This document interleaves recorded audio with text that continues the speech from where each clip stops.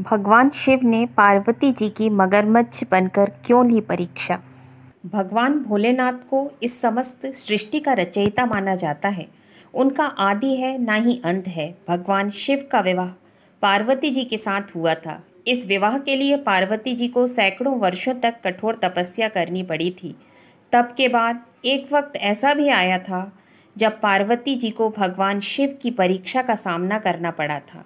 आइए जानते हैं ये पौराणिक कथा। माता पार्वती ने भगवान शिव को अपने पति के रूप में पाने के लिए सैकड़ों वर्षों तक कठोर तप किया था।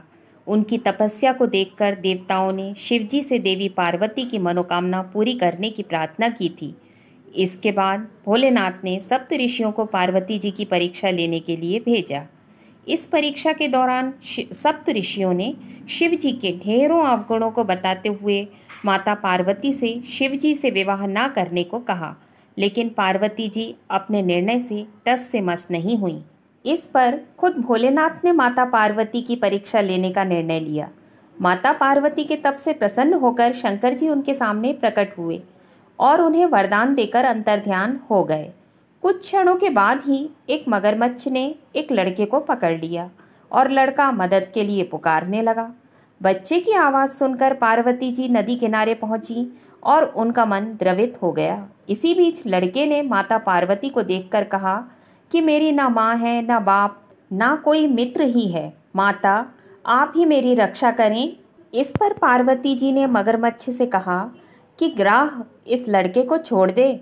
इस पर मगरमच्छ ने कहा, दिन के छठे पहर जो मुझे मिलता है उसे आहार बनाना मेरा नियम है। पार्वती जी के विनती करने पर मगरमच्छ ने लड़के को छोड़ने के बदले में पार्वती जी के तप से प्राप्त वरदान का पुण्य फल मांग लिया। इस पर पार्वती जी सहर्ष तैयार हो गईं। मगरमच्छ ने बालक को छोड़ दिया और तेजस्वी बन गया। अपने तप का फल दान करने के बाद पार्वती जी ने बालक को बचा लिया और एक बार फिर से भोलेनाथ को प्रसन्न करने के लिए तप करने बैठ गईं। इस पर भोलेनाथ दोबारा प्रकट हुए और पूछा कि तुम अब क्यों तप कर रही हो? मैंने तुम्हें पहले ही मनमांगा वरदान दे दिया है। इस पर पार्वती जी ने अपने तप का फल दान करने की बात कही। इस पर शिवजी प्रसन्न होकर बोले, मगरमच्छ और लड़के दोनों के स्वरूप में मैं ही था। मैं तुम्हारी परीक्षा ले रहा था कि तुम्हारा चित्त प्राणी मात्र में अपने सुख दुख का अनुभव करता है या नहीं। तुम्हारी परीक्षा लेने के लिए ही मैंने ये लीला रचाई थी। अनेकों रूप में दिखने वाला मैं ही एक सत्य हूँ।